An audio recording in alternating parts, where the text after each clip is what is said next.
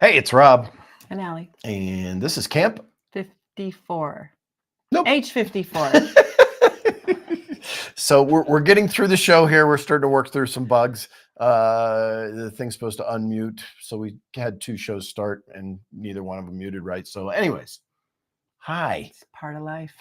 Sometimes you want people to We're mute. gonna do this quicker. It's Super Bowl Sunday, so Yes. we're gonna go up and join the family. Yeah, our son came up to me. He's like, Alice only likes the Chief because of Taylor Swift. This is true. And I said, that's okay. That's okay. I mean, people pick teams for worse reasons, right? Yeah, or pick or not pick teams because of worse reasons. Yeah. Like, so it's fine. Speaking of picking teams, we've picked a team recently for our financial stuff, huh? Yeah, we did. And I feel really I feel better. I feel, understanding and knowing more. I just feel more prepared. I feel at ease. It's awesome. I want to share it with everybody. So Stone Wealth Strategies is a group that introduced us to something called Living the American Dream or Experiencing, whatever it is. Experiencing. Anyways, this book, Mark Mattson, go check this out. It's available on Audible. And we don't get anything, just so you know, no kickbacks, no nothing. No, not a sponsor, not getting paid for this, no money whatsoever. So yeah, it's not no our endorsement. Gig. Yeah, there you go. Not our gig. Go check that guy out. It's like I said, it's on Audible, so you can listen to it, and you can look up mattsonmoney.com.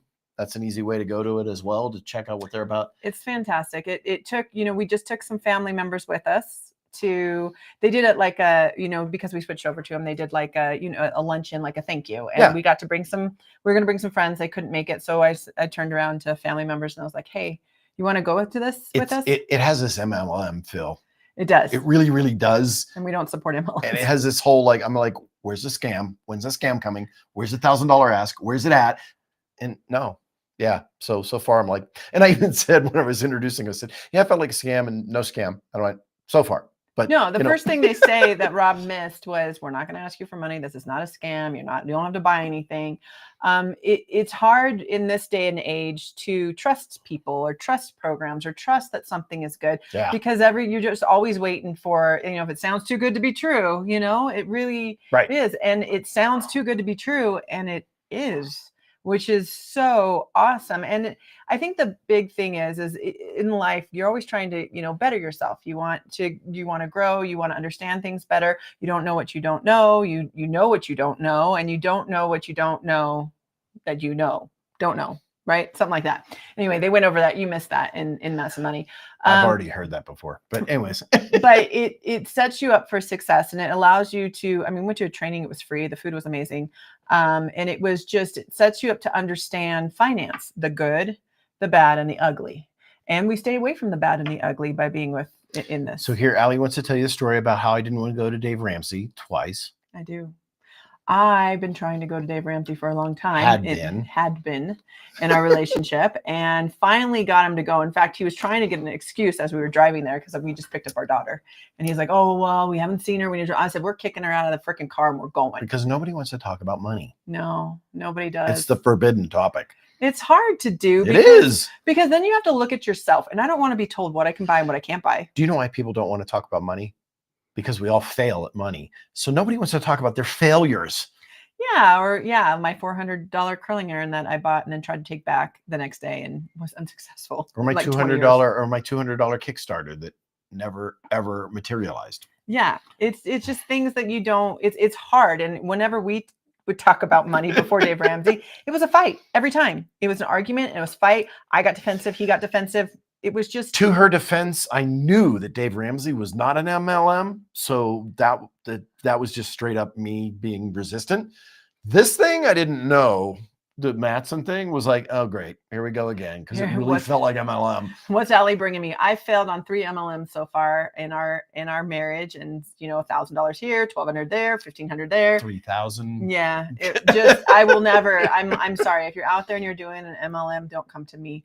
I will ignore you. I will not do it. And those who are thinking about MLMs, just go to Amazon. It's going to be like the Heisman thing. No! Yeah, you can buy the same thing for half the price on Amazon. I got into a fight with Miriam, that's what it was, and then Kiva or something like that was the other one. I remember their name.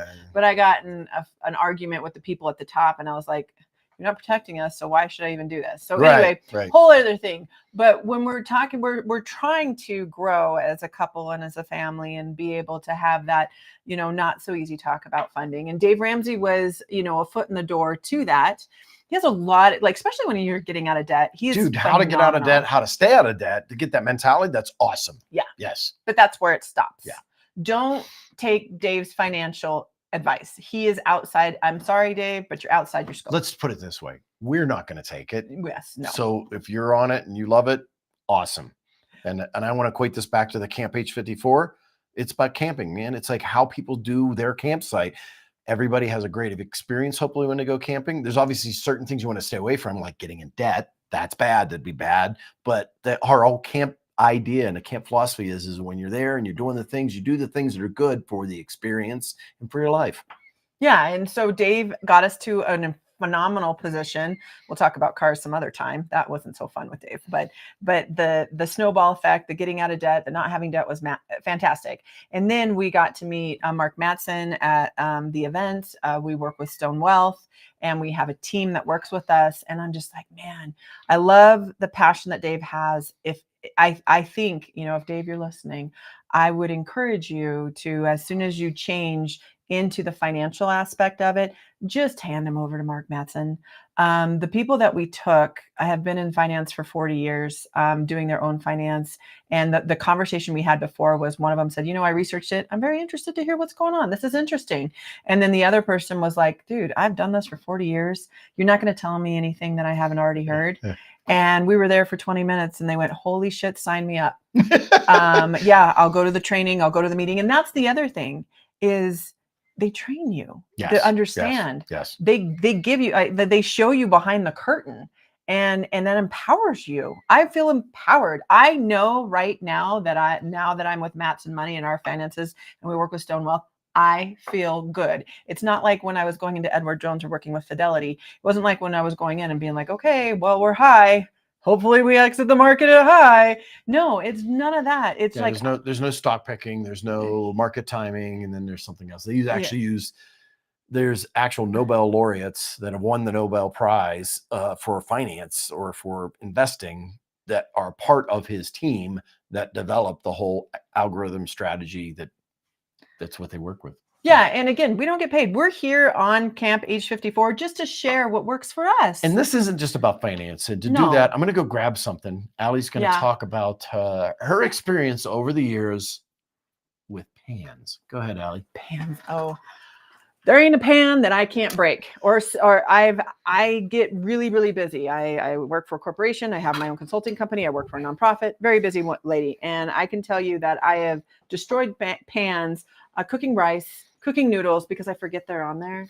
And then she lets them sit there for an hour or so. And and then it delaminated. And almost starts a fire in the house. The only thing she can't destroy is a cast iron pan. She's not destroyed that, but she's come close. And it took me a long time to fix it. I mean, a long time to fix it. You got to do the re-seasoning. I'll get a pan and it will last maybe 2 or 3 months before it looks like crap. Yes.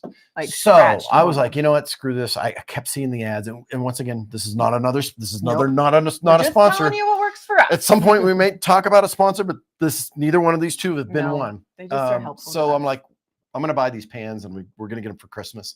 And I actually let her know so she knew, because it was we did talk money, pretty expensive. But they were 30% off when you got them. Well, they're always 30% off, it seems. I don't know. You just wait for their ad. Just wait for their ad and buy. They seem to always be a deal. Like there's a Super Bowl deal. So I'm like, yeah, I think they're always 30% off.